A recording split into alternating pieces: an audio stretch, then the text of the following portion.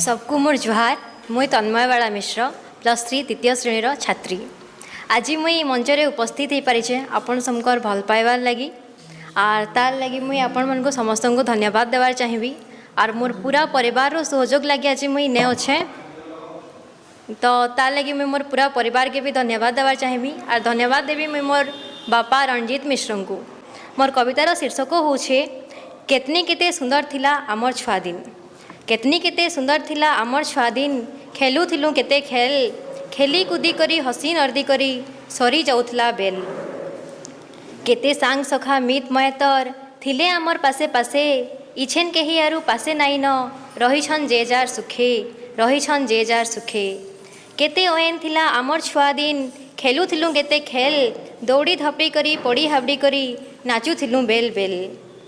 By हे करी खेल रे आमर भूख सुस जाउथिला मरी इछेन केही आरु पासे नाई न रहिछन जे जार कुटुम धरी। आसी जाए ताका से दिन फेर नुरी होछुं केते छुआ दिन कथा हेते कि केते कंदा लागसी मते कंदा लागसी मते। धन्यवाद। जय माँ सुरेश्वरी, जय माँ समलेई, जय केशोल।